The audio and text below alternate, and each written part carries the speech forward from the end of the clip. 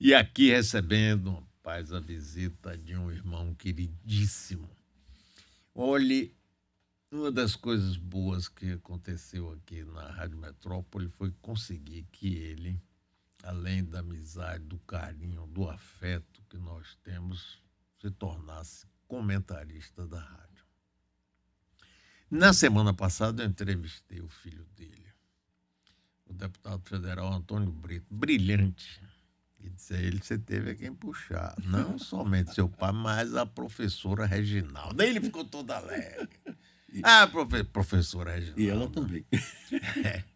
Pois é. E aqui está, para minha alegria, a alegria de todos nós, esse queridíssimo amigo, Edivaldo Brito. Mário, bom Tudo bem dia. com você, meu Bom irmão? dia ainda, né? Só se dá boa tarde Pessoal, quando almoço. depois né? do almoço aqui na Então, Bahia, eu acho isso fantástico. É só então, baiano isso, né? eu acho. Mas a Bahia é a Bahia, É né? Bahia, é É Bahia. mãe do Brasil. Exemplo para todo mundo, em todos os lugares do mundo. Né? Mas bom dia para você e você sabe a minha satisfação de estar fazendo esse trabalho aqui que eu considero social na Rádio Metrópole. Cada vez que eu vou preparar um comentário, porque você sabe, Nardelli me dá os minutos, né? Diz assim, tem que ser X minutos. Se eu passar, ela passa a tesoura, né? E como ela é uma fiel companheira, eu não quero criar dificuldade, então eu faço aquele comentário, corto, colo, mas com uma satisfação enorme, porque o que é que acontece com essa rádio? A rádio tem um slogan, né, que todo mundo fala, todo mundo ouve e todo mundo agora vê. Então isso significa que é uma rádio universal. E você vai ouvir o que eu vou te contar. Semana passada, uma senhora me passou um zap de uma cidade do interior, dizendo que estava muito satisfeita porque verificou que eu estou atuante e que ela tinha uma consulta para me fazer, uma consulta de advogado, que ia viajar aqui para Salvador para fazer. Quando eu a poderia receber? Eu não estava aqui nesse dia, de modo que estou para responder, já estou dizendo no ar que vou fazer isso. Você vê onde vai esta rádio e o que é importante nesses comentários. A segunda coisa que eu quero dizer é que eu tenho tido muito cuidado de não entrar em bola dividida. Ou seja, eu evidentemente dou minha opinião, mas Claro. não digo que a opinião de ninguém está errada. Eu simplesmente faço comentário como hoje, né? Hoje o tema é porque anteontem saiu uma lei, a lei que altera aquela de 1992 sobre improbidade administrativa, e que muito se discutiu a lei. Eu acho que ela tem uma vantagem. Nós estamos diante de um país onde o direito penal é chamado direito penal da culpa. Ou o sujeito tem consciência de que o ato que ele está praticando tem qualquer traço de ilicitude, ou ele não pode ser considerado culpado. Para dar o exemplo, o sujeito que não tem as faculdades mentais funcionando, esse sujeito não tem nenhuma consciência do ato que está praticando. Aliás, vou usar essa expressão de Orlando Gomes, não tem consciência do ato que está praticando. Pois bem, o servidor público, o agente público, ele pode ter uma classificação. Ou ele é um agente público administrativo, qualquer servidor que teve investidura aí na base do concurso, ou ele é um agente público político, que é o sujeito que teve uma investidura por vontade do povo, que foi às urnas e votou. A democracia exige, Mário, que todos saibamos que todos têm possibilidade, ou melhor, têm aptidão de ir ao poder. Porque senão não é democracia, né? Claro. Seria um governo de letrados, que já temos boas experiências também negativas. Pois bem, se a democracia é assim, o que nós precisamos é que os órgãos de controle, não são poucos, ofereçam a quem está nessa função a rotina e como deve proceder. Bom, aí vem o que eu quero dizer sobre a lei de anteontem. Ela modifica simplesmente a questão da culpa. Porque uma classificação que nós fazemos na sala de aula sobre culpa é assim: culpa propriamente dita, que o sujeito tem quando o ato é por negligência, por imprudência, por imperícia, e a culpa tomada em sentido amplo, que é o dolo. O dolo é a intenção de fazer aquilo. Portanto, vamos voltar. Eu preciso ter culpa. Aí vamos examinar se minha culpa foi simplesmente resultado de uma negligência, de uma imprudência ou de uma imperícia, ou se minha culpa foi resultado da minha vontade de transgredir, da minha vontade de ser ilícito. É só isso que a lei de anteontem está modificando na lei de 92. Você e eu somos rapazes novinhos, portanto, sabemos hoje, porque lemos nos livros de história, não assistimos, que em 1992 teve o problema de Collor, né? E ele próprio, Collor, para poder dar dignidade ao cargo que ele terminou perdendo, assinou essas leis todas como elas vieram. E isso é mais uma lição para todos nós. A lei, às vezes, é fruto exclusivamente das circunstâncias daquele momento. Passaram aquelas circunstâncias, nós precisamos apurar. Portanto, todos os homens públicos, agentes públicos, políticos, têm de ser punidos, sim, mas quando eles têm culpa. O fato simplesmente de você chegar e tomar uma posição de vingança não tem cabimento. Outra questão que foi o do meu comentário de hoje é a questão do Ministério Público.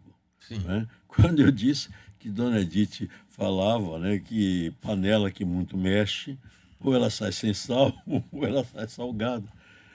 Por que Dona Edith dizia isso? Porque, na realidade, nós estamos nesse momento.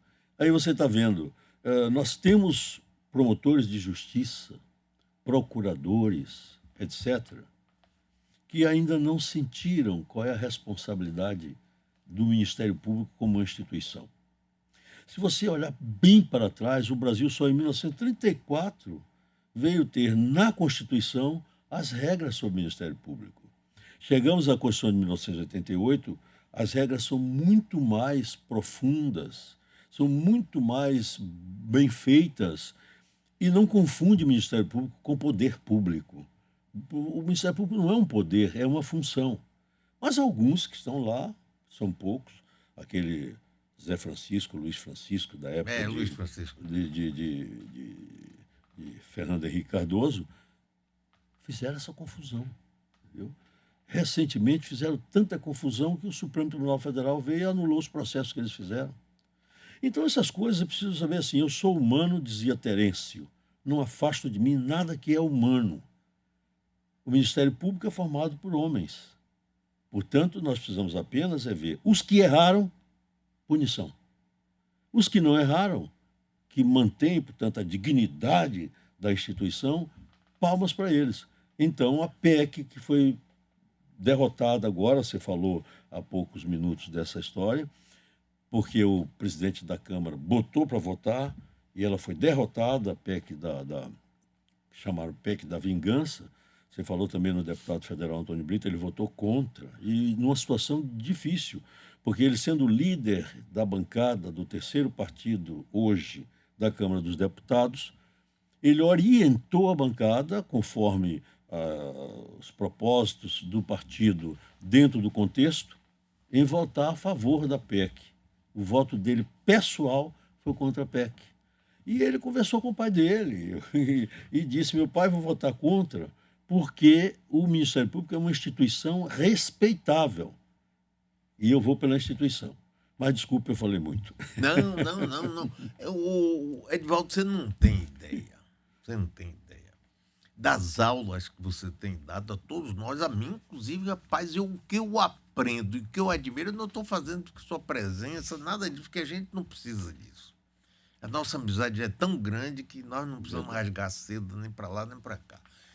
Mas, olha, a lucidez, o conhecimento, não é, que você bota nos seus comentários é uma coisa enriquecedora. Responsabilidade de ter sido admitido para conversar com o ouvinte da Pois Metrópole. é, rapaz, pois é. Agora você vê o seguinte, você lembrou do Ministério Público. Eu me lembro, por exemplo, no primeiro governo de Antônio Carlos Magalhães e também no segundo, só em 88 que mudou. O chefe do Ministério Público era nomeado pelo governador e era considerado um secretário. Não tinha independência nenhuma. Porque foi assim que ele nasceu. Ele nasceu assim. Daqui a pouco eu vou ver se tem um gancho aí para a gente falar dos precatórios que você nesse instante falou. Ele nasceu assim. Em 1900, quer dizer, a primeira manifestação, eu disse hoje no comentário, a primeira manifestação do Ministério Público foi a nomeação do presidente da República. A segunda é que o procurador-geral da República era tirado dos ministros do Supremo. Um dos ministros tinha também a função de fazer assim. A Revolução de Março foi que deu uma bagunçada, porque quando ela estabeleceu que o procurador-geral era quem tinha o juízo de admissibilidade de qualquer ação de inconstitucionalidade, aí bagunçou. Porque não passava nada. Você se lembra do episódio de Adalto Lúcio Cardoso.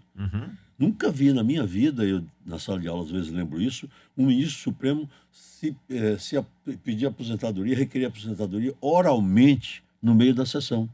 Foi o que Adalto Lúcio Cardoso fez. E por quê? Ulisses Guimarães tinha tentado, como homem do MDB, passar uma ação, naquele tempo não era ação direta de inconstitucionalidade, mas uma representação de inconstitucionalidade. Qualquer coisa que interessava a democracia, que Ulisses, nesse ponto, era um homem, sem dúvida nenhuma, importante. O Procurador-Geral da República, que era um cargo de confiança do presidente da República, barrou, não deixou o Supremo examinar. Adalto Lúcio Cardoso se dirigiu ao presidente do Supremo, disse, como ministro do Supremo, disse, eu quero examinar, não é possível que nós aqui estejamos impedidos de examinar, porque o Procurador-Geral da República não deixa passar a petição. E aí o Supremo olhou para um lado, olhou para o outro, mas não pode passar. A Constituição manda que o juízo de admissibilidade é dele, ele não deixa passar.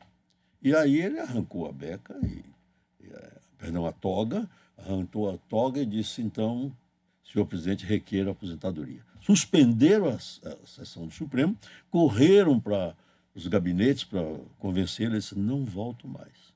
Então, o Procurador-Geral da República era isso. Depois veio um Procurador-Geral da República, você se lembra que era um tranca-tudo, né? Tranca-gaveta. Era chamado de... Como era? Gaveta, não sei o quê. Engavetador. Engavetador-mor da República. Exatamente. E até, não digo meu amigo, mas um colega muito afetuoso comigo. Mas é assim, quando você viu a CPI ontem terminou e hoje está tomando uma posição diferenciada. Quem está imaginando que a CPI no que trouxe não vai dar em nada, está errado. Porque eles preocupados que toda a CPI se diz que termina em pizza, eles iam, não sei se já entregaram, hoje, ao Procurador-Geral da República, meu amigo, meu ex-aluno, foi meu aluno aqui, o Aras, pessoa competente, o resultado para as providências que cabem ao Ministério Público. Mas, ao mesmo tempo, se deram o trabalho de monitorar as providências que ele tomará e, numa interpretação de um dispositivo da Constituição, que é a iniciativa para as ações, certas ações constitucionais, a CPI está disposta a ela própria ser o sujeito ativo dessas ações. Quer dizer, há, portanto, uma coisa que as pessoas podem supor, que o líder tal ou o líder qual é mais importante, é isso e aquilo, mas, Mário, voltemos a Terêncio. Todos nós somos humanos e temos os defeitos e as virtudes do ser humano. Então, o centro que está no poder, eu já tive lá, você também, no exercício do executivo, sabemos que nós temos ali uma questão importante. O pensamento é nosso. O pensamento também, todos os defeitos e erros que a gestão tiver experimentado, cai em cima de você como chefe do executivo. Claro. Então, é preciso que se note isso. Não é? Cada ação que o chefe do executivo toma é única, é dele. E então, o que precisa é ter o contraponto do outro lado. Não é? Se você voltar a uma das fontes mais bonitas do direito brasileiro, que é um livro chamado O Federalista, escrito por 3 sujeitos que foram artigos de jornal escritos em Nova York, no fim do século XVIII, né? Que a Constituição é de 1787, nos Estados Unidos. Você vai ver uma lição importante. Eu, às vezes, leio o Federalista, Mário, só para ver como é que aqueles homens, rapaz, que eram meros colonos, que vieram da Inglaterra, alguns via Holanda, porque, como eles eram puritanos e tal, assim considerados, estavam em divergência lá com o protestantismo que eles professavam. Então, esses homens, foram 100 e poucos, 107, saíram num navio chamado Mayflower. Você sabe dessa história muito bem. E só para lembrar o rádio ouvinte, e aí esses homens chegaram aos Estados Unidos. Esses homens, Mário, é que foram os gênios que fizeram a Constituição dos Estados Unidos, não é? Com 7 artigos praticamente, evidentemente distribuídos vários outros, e mais algumas poucas emendas que foram feitas durante o tempo. E aí tem uma coisa que há poucos dias eu estava relendo, porque às vezes eu vou lá e releio, como releio a Bíblia, aí estava escrito assim: por que o presidente dos Estados Unidos tem que ser um e não um colégio? Em primeiro lugar, eles iriam renegar a Inglaterra. Queria renegar o governo colegial da Inglaterra. Em segundo lugar, eles dizem porque o homem, tem responsabilidade. Se ele erra, em cima dele que nós vamos. Se ele acerta, palmas para ele. Então, essa é a questão do executivo. Né? Rapaz, que prazer, que alegria a gente receber essa aula, rapaz, uma verdadeira aula aqui do professor Edivaldo Brito. Edivaldo, você disse que queria falar sobre os precatórios. Quero falar sobre os precatórios porque o povo precisa saber o que é isso. Sim, diga, é preciso mesmo. E o povo precisa saber que essa PEC dos precatórios, ela é um absurdo. Veja por quê, Mário. Eu não quero falar de um crédito de uma pessoa que seja rica, tenha muito dinheiro. Eu quero falar do crédito da dona Mariazinha, cuja casa foi desapropriada. Uma hipótese. Eu quero falar de dona Josefa, cuja pensão do marido foi negada a ela. E aí ela consegue isso, mas com os predicamentos da magistratura, que por culpa, evidentemente, não da própria magistratura, mas da legislação que é complicada, a legislação brasileira, você vai, um sistema de caso nos Estados Unidos, você resolve naquela hora, ali na porta. Né? Aqui no Brasil você ganha a ação já andou 20 anos, foi até o Supremo Tribunal Federal durante 20 anos, volta do Supremo Tribunal Federal para ser executada. Rádio ouvinte, veja que coisa absurda. Volta depois de 20 anos para ser executada. O processo volta à estaca zero. Porque se o devedor quiser dizer, e o Estado é o zero e vezeiro em fazer isso em todos os processos. Se o devedor quiser dizer assim, não pago porque tem 2 tostões de mel coado que eu não reconheço, o processo volta todo como se fosse de início. O país precisa acabar com isto. Pois bem, vamos dizer que mais 20 anos, 40. Então, meus netos, meus bisnetos vão ter o resultado desse assunto. Pois bem, é possível, depois que forma o precatório. Como se forma o precatório? O precatório se forma depois que tudo isso resolvido, já andou na execução, foi para lá, para cá, o juiz vem e manda o resultado do processo definitivo para o presidente do respectivo tribunal, pedindo, e isso tem que chegar até o dia 1º de julho de um ano, por exemplo, todos os processos que chegaram até 1º de julho de 2021 são passíveis de pagamento em 2022, a partir do dia 1º. Minha gente, estou falando aqui com o ex-prefeito de Salvador, que é um sujeito que sabe disso profundamente. Como eu disse, eu estou falando para quem não sabe dessa história. Então, resultado. Depois que eu tenho tudo isso, meu Deus do céu, aí vem uma PEC, uma proposta de emenda constitucional, e diz assim: esse dinheiro que já o juiz já disse que é devido, que você já foi enxovalhado pelo tempo, etc, etc, esse dinheiro eu pago daqui a 2 anos, ou durante 2 anos. Quer dizer, esse é o absurdo. Agora, segundo, o presidente da República, quem quer que seja lá, sabia que tinha esses 80 bilhões, acho que é isso, de precatório para pagar. Porque a Procuradoria toma conhecimento disto. Os procuradores sabem disto. Os processos não são desenvolvidos em segredo de justiça, não. São abertos. Então, falta de responsabilidade de quem deveria estar cuidando disso. Tá certo, aí vem um teto que o presidente, meu amigo querido Temer, Michel Temer, inventou. Você sabe que das minhas frustrações, eu tive um convite dele, acho que 8 de abril do último ano de governo dele, para ser ministro dele. Ele me convidou para ser ele tinha mudado o nome da CGU para Ministério da Transparência. Ele próprio me telefonou, porque o Rádio 20 precisa saber que sou amigo dele há 40 e poucos anos.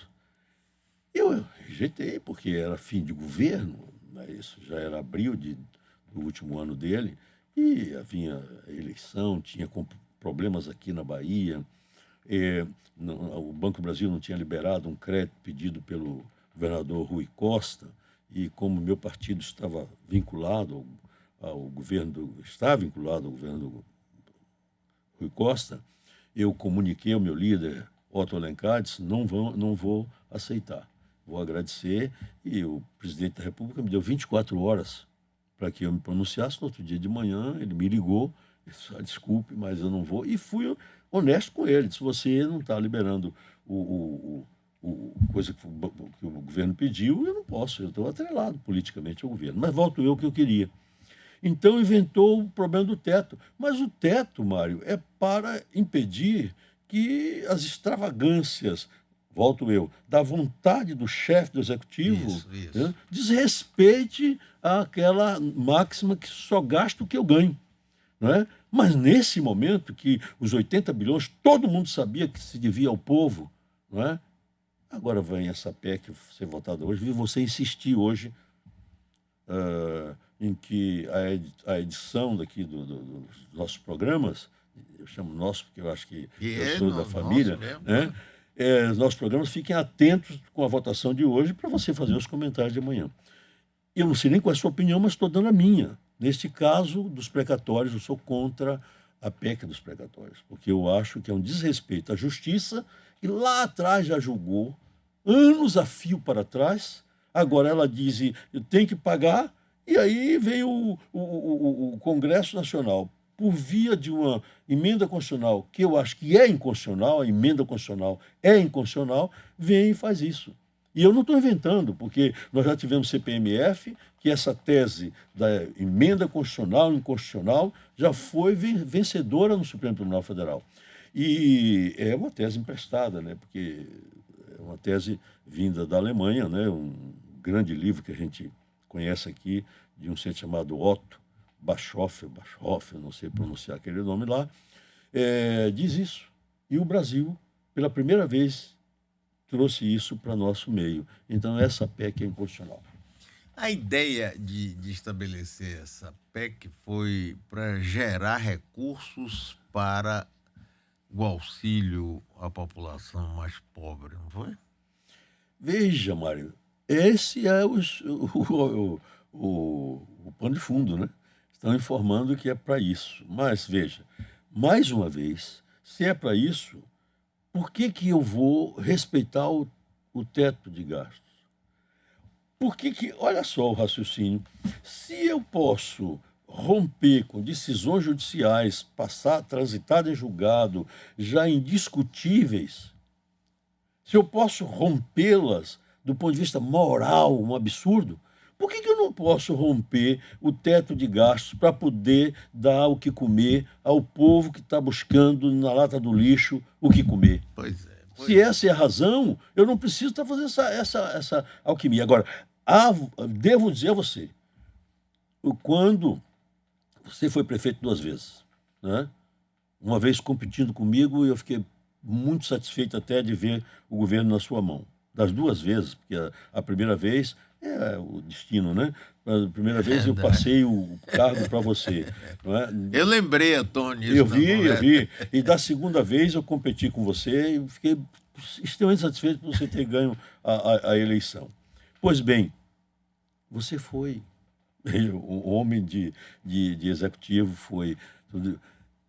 Cabe na sua cabeça que você não faça políticas públicas voltadas para essa situação? Eu não tenho a menor. Ontem a Câmara discutiu um assunto que foi um horror. Né? Houve os vereadores que ficaram contra, por exemplo, a vereadora Marta Rodrigues, que eu acho que é uma grande colega, e o vereador Silvio Humberto, os dois praticamente destruíram a proposta que o prefeito tinha mandado. Porque A respeito de quê foi? concessões e permissões. E haveria, segundo os meus colegas, que eu fico, portanto, à distância, porque, por causa do aglomerado, né? Argumentaram assim, não sei se eles estão certos também. Eu vou fazer concessão de cemitério. Se você pegar os jornais de ontem de São Paulo, você vai ver que a Câmara Municipal de São Paulo, ontem, o jornal exatamente hoje é 27, né? Ontem 26, está discutindo se vai ou não manter a concessão dos cemitérios. Havia concessão de tudo, cemitério, enfim, só para dar um exemplo. Parques, parece. Parques, né? etc. Os vereadores, eu não sei se estão certos. Eu ainda vou me debruçar novamente sobre esse projeto, o 305, para a votação. Acho até que, sob certo ângulo, houve só posições ideológicas. Né? Eu gosto mais de ter posição técnica. Sim, claro. Então, você que foi prefeito, como eu disse, sabe onde vai atuar para poder atender às necessidades do povo, rapaz. Não há possibilidade de você ficar com a tecnicidade, assim, bom, eu não vou fazer isso aqui porque o assessor financeiro disse isso, aquilo. Muito bem, amigo, você disse isso, mas vamos ver como fazer. Não é? Aí você veja que uma coisa puxa a outra, e voltando aqui depois de um ano e tantos, quase 2 anos, eu me recordo de um amigo nosso que faleceu nesse período e que nos faz muita falta e que me dá uma saudade imensa, que é Roberto Santos. Rapaz, também. Roberto Santos, eu trabalhei com ele como reitor, trabalhei com ele como governador e convivi com ele a vida inteira, 30 e tantos anos. Fantástica figura. Roberto tinha um tino administrativo que era incrível. Por exemplo, na reitoria, ele me chamava até a janela do gabinete dele.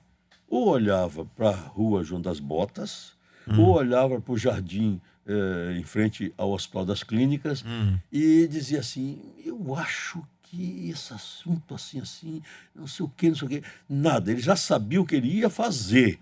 Aí ele lhe perguntava, você respondia, ele dizia, não, mas agora eu vou ouvir Mário Kertz. Aí chamava, Mário Kertz, ele ouvia 10 pessoas.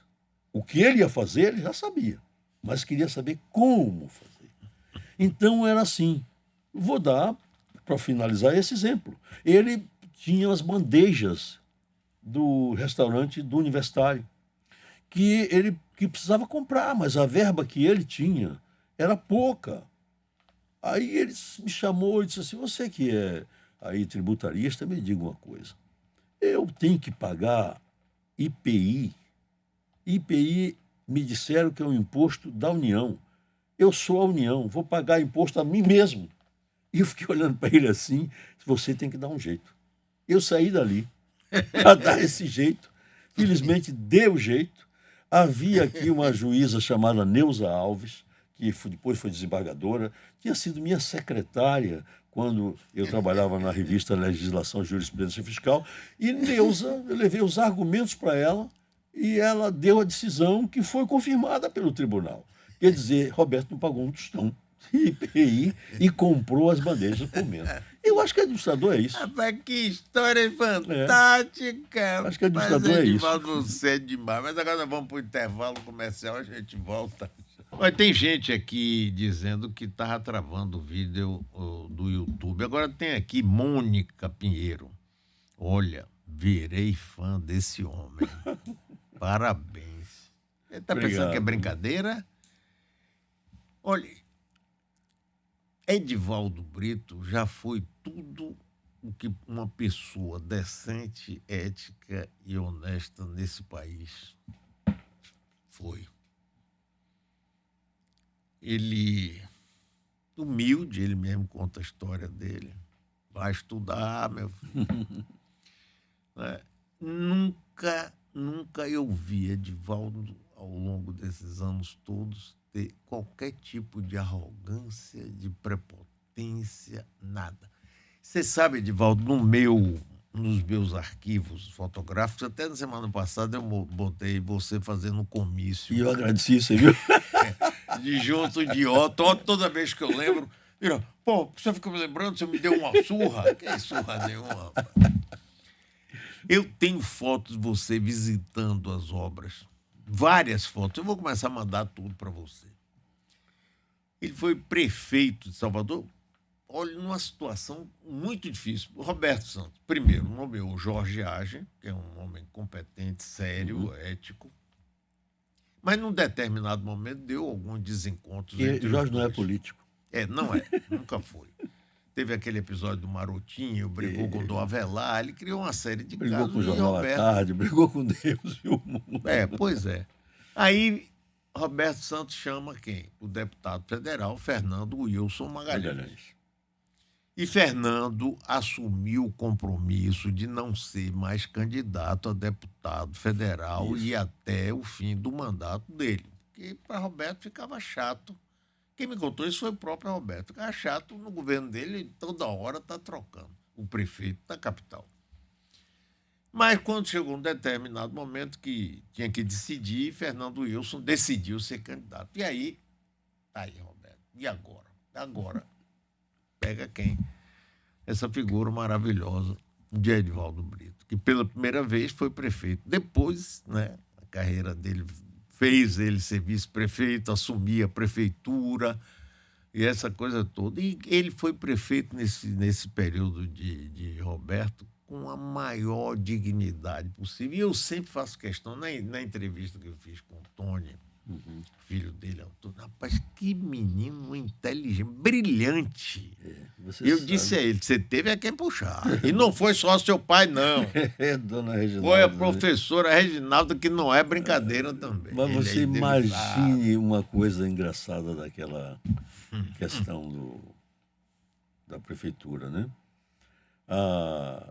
Roberto Santos não faria o sucessor, né, de Fernando Wilson, porque ele estava em desgraça com todas as forças políticas do Estado. E estava em desgraça pelo estilo dele.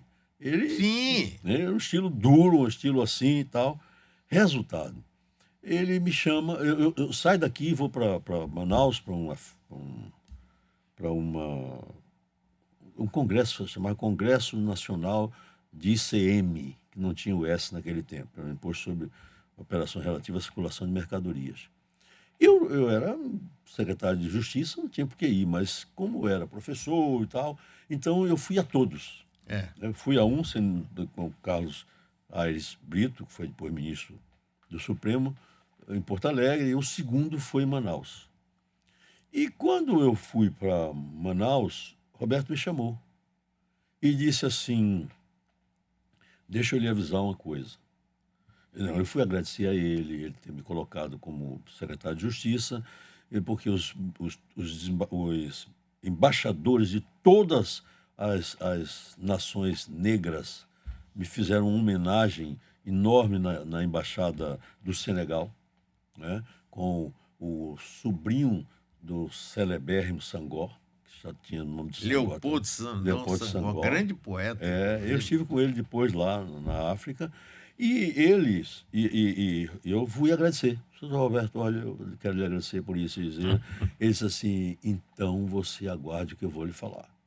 Acabado o despacho, Ondina diz assim: não diga nem a sua mulher. Você será o próximo prefeito da capital. Isso me gerou uma labirintite, né? Eu tive uma labirintite, foi um horror, porque eu não podia dizer a ninguém que eu tinha.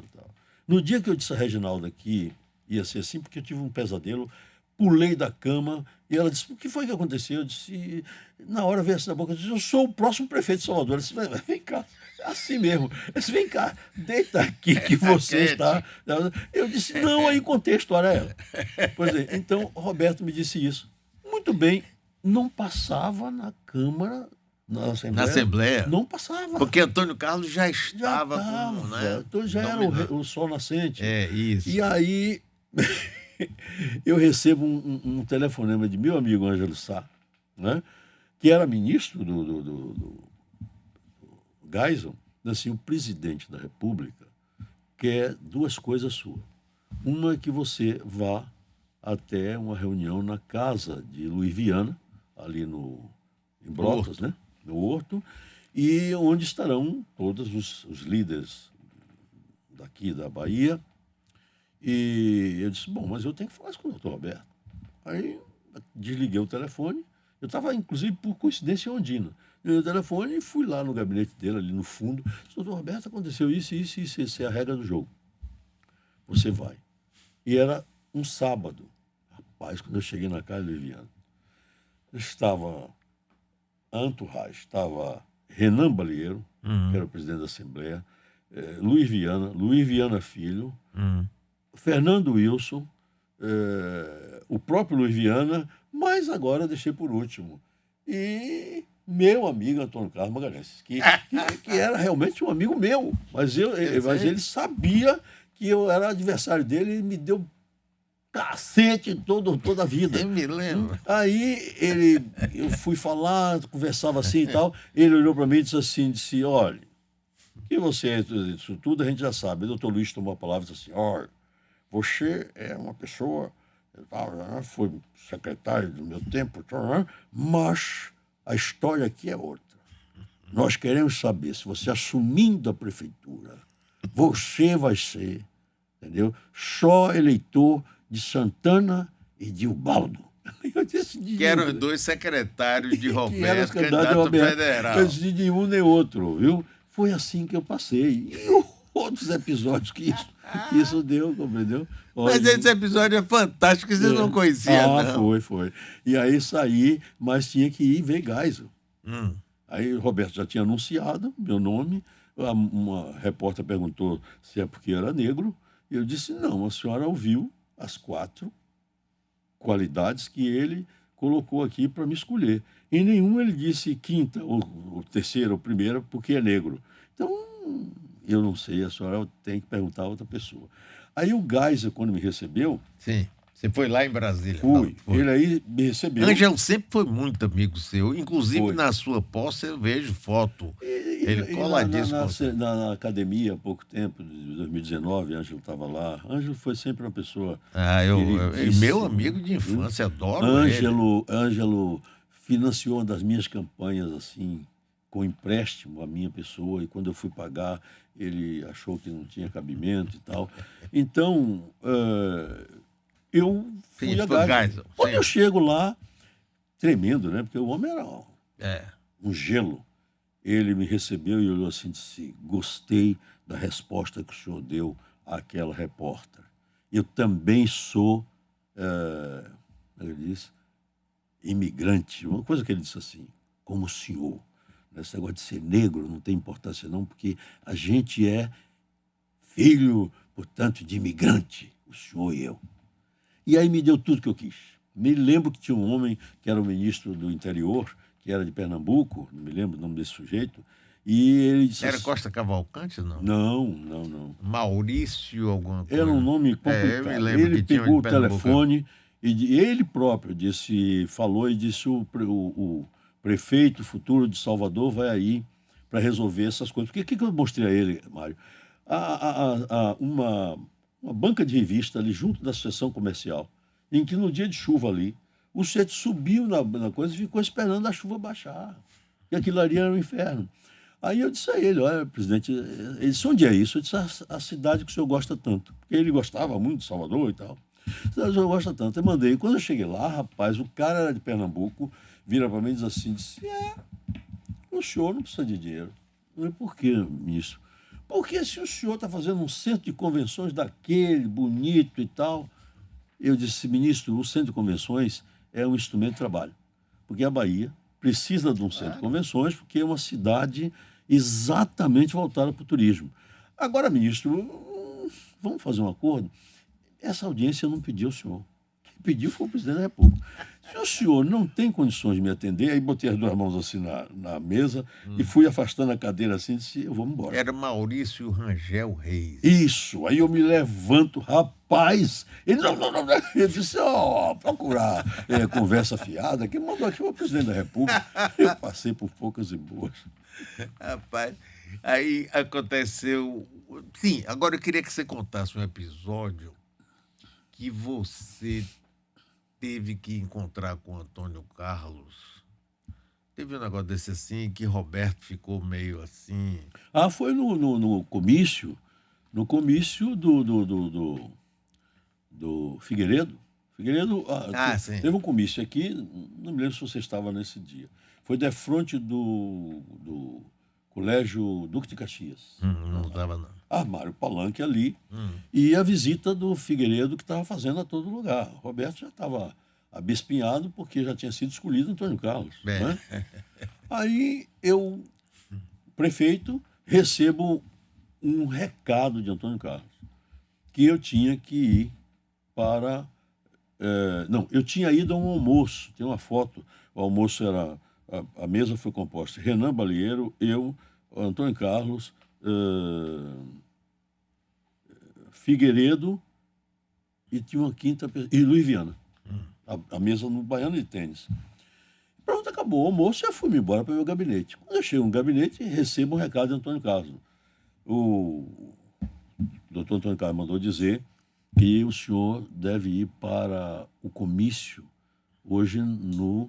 Eu disse, eu não vou. Na Liberdade. Eu disse, eu não vou. O almoço, sim, porque é uma coisa oficial. Mas o comício, daí... Do Roberto, aconteceu isso é a regra do jogo. Você tem que ir. Lá vou eu para esse negócio. Cheguei atrasado. Quando eu cheguei, França Teixeira era o locutor. Aí está todo mundo na frente, coisa, e eu lá no fundo do palanque. Quando eles viram que eu não ia para frente do palanque, acho que no ouvido de França Teixeira, você conhecia a França Teixeira como era, gritou de lá, e agora? E não sei o quê, mas não sei o quê. Então, o prefeito de Salvador. Rapaz, eu tremia como uma vara verde, porque eu saí do fundo do palanque para frente. E eu confesso a você que eu não sei o que eu disse, mas eu não disse nada comprometedor. Outro dia de manhã, o governador do estado tinha que levar o candidato à presidência da República até o aeroporto. E o prefeito da cidade tinha que acompanhar. Eu vou cedo para Ondina. Doutor Roberto, quando ele estava nos azetes, ele era terrível. Não ofendia ninguém, nada, mas era melhor que ele ofendesse, porque ele ficava gelado com você. Aí eu chego a Ondina e aí ele diz assim, bom dia. Eu disse, bom dia, doutor Roberto. Aí ele não deu uma palavra. Entramos no carro, olha só, eu, prefeito da cidade, fui no banco da frente, junto do motorista. O ajudante de ordem, que era o tio de Zanguanás, né, foi do lado dele. Aquilo eu já senti que o negócio não estava bom. É verdade. Mas lá para as tantas e tal, ele não aguentou. E no fundo do carro, a gente já no caminho Sim. do Grande Hotel da Barra para pegar o presidente da República. Quando ele não aguentou, ele diz assim, disse, soube que o senhor ontem, né, chegou, fez rasgados elogios ao governador eleito. Ele não sabia o nome de outro lá. Ao governador eleito. Eu disse, pois não.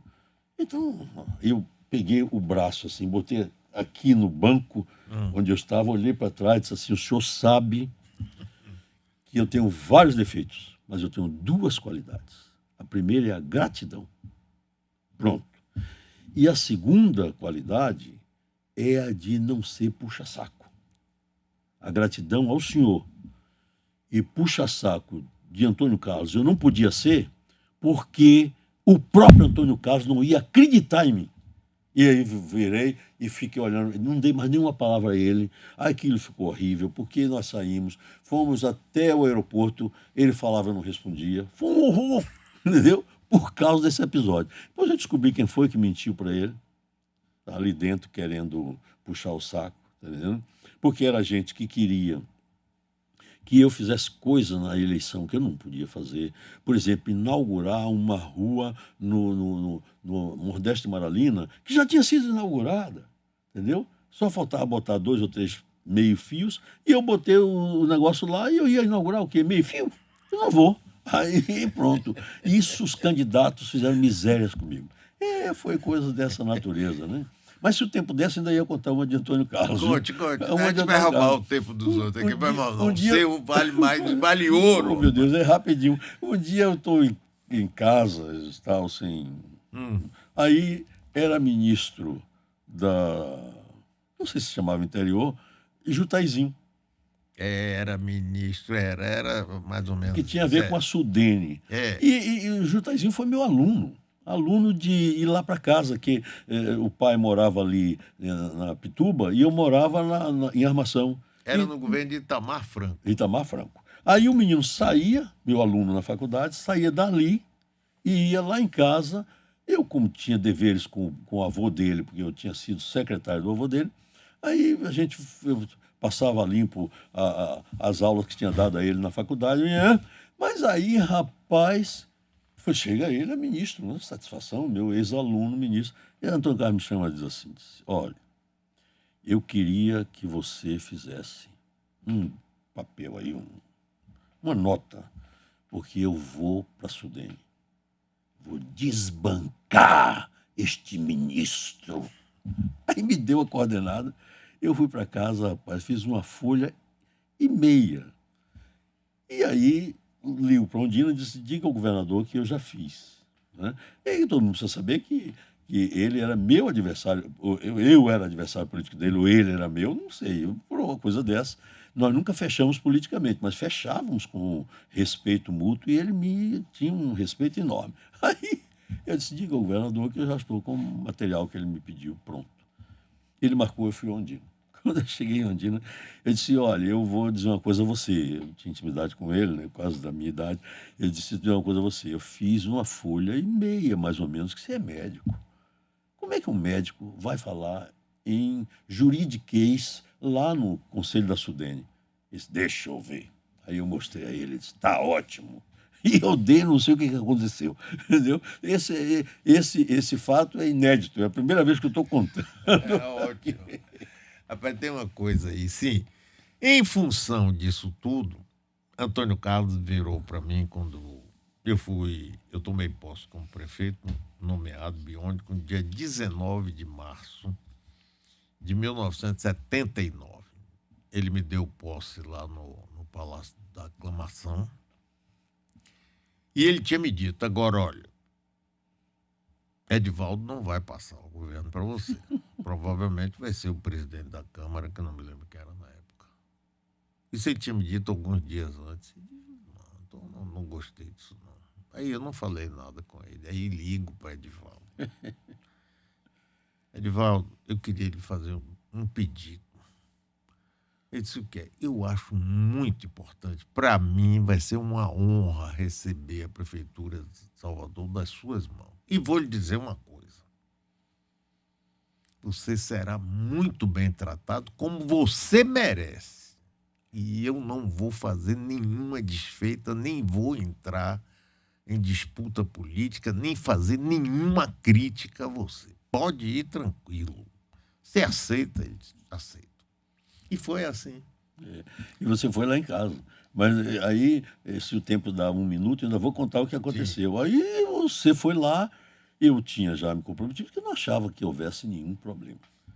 Aí o Roberto não foi passar o governo Antônio Carlos, Não, quem foi não. passar foi Edivaldo Brandão Corrêa, Que era o vice.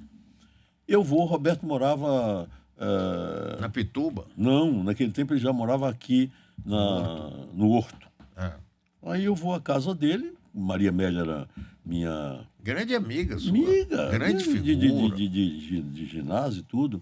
Aí eu vou lá, Maria Amélia, eu disse, Maria Amélia, eu vim aqui porque Mário foi lá e eu preciso passar o governo, e mesmo porque eu preciso também deixar as contas todas prontas. No dia que você visitou lá a Fundação Casal Edivaldo Brito, eu mostrei a você como era a prestação de contas, né? Como é que eu fiz a prestação de contas para passar por você. Aí, Maria Velha vai lá em cima, fala com ele, ela volta e diz assim, você conhece seu amigo, né? Eu disse, conheço, sim. Ele mandou lhe dizer que ele está dormindo. E como ele está dormindo, não pode lhe dar resposta nenhuma, que você sabe o que vai fazer. Aí eu virei para ela e disse assim, tá bom, então você que trouxe o recado, diga a ele que eu sei o que eu vou fazer, eu vou passar o governo. E, rapaz, isso levou algum tempo, ele fechadinho comigo. Adoro gente Roberto Santos. Gente, só quem viveu com Roberto Santos sabe quem era Roberto Santos. Fantástico. Gente, era uma figura humana maravilhosa, um administrador maravilhoso, um amigo insuperável. Para poder encerrar essa entrevista, eu preciso dizer assim, ele me deu um régua e compasso político sem eu pedir nada a ele. Eu fui, portanto, chefe da Procuradoria Jurídica da Universidade com ele, eu fui secretário de Justiça do Estado com ele, eu fui prefeito da capital com ele, e tudo isso veio porque ele queria que eu fosse o chefe de gabinete, o subsecretário de saúde dele, quando ele foi nomeado. Como ele ficou frustrado por isso, ele não pôde me fazer, porque os médicos acharam que era a segunda vez que eu ia ser subsecretário de saúde, que era uma desmoralização para os médicos, ele me mandou para Navarro de Brito. E eu fui para Navarro apenas por amizade, que é outra figura que um dia desses eu vou falar dele, para que o povo saiba quem foi Luiz Augusto Fraga Navarro de Brito. Uma das figuras mais importantes. Eu digo sempre que a educação na Bahia teve um período chamado de nosso grande... como diz Nazaré das Farinhas, como é o professor Anísio Teixeira e Navarro de Brito.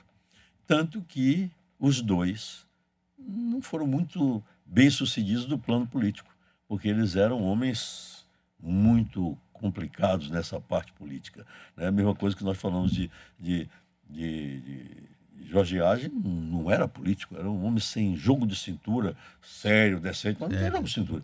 A gente precisa ser sério, precisa ser decente, mas precisa também saber ter jogo de cintura, porque é por isso que a PEC dos precatórios está aí, por falta de jogo de cintura, para poder as pessoas saberem como é que o povo precisa de governantes que tenham sensibilidade. Edivaldo, você sabe que os almoços que eu fazia aqui, rapaz, você, Edivaldo Boaventura, Ângelo Sá, Luiz Viana Neto, Roberto Santos, Edmond Lucas, momentos maravilhosos. E eu brincava, eu brincava muito com o Roberto, né? Eu chamava ele de Roberto e adquiria muita intimidade com ele. Eu chegava e dizia assim, Roberto, confesse, você não gostou de Antônio Carlos porque seu pai, doutor Edgar Santos, aquela figura maravilhosa, gostava mais de Antônio Carlos do que você. Ele aí. Eu me lembro. Uma figura. Eu falava para provocar, ele adorava. Você sabe que quando eu fui falar a convite do reitor João Carlos Salles, que foi o indicado para fazer a Sessão da Saudade na academia. E João Carlos me ligou e disse, olha, eu vou fazer porque foi uma escolha oficial, mas você vai falar. Eu disse, mas não pode, é um só que fala. Eu disse, não podia. Agora somos os dois. Eu disse, como é que você vai fazer? Ele disse, eu vou começar, ninguém vai saber, quando eu vou passar a palavra para você. E fez isso. Rapaz, quase eu não consigo terminar, porque me deu uma emoção de falar sobre ele, tanto que o próximo número da revista da academia, eu vou pedir para publicar, né, o que eu falei sobre ele, porque eu, com faça medo isso. de me trair, eu escrevi.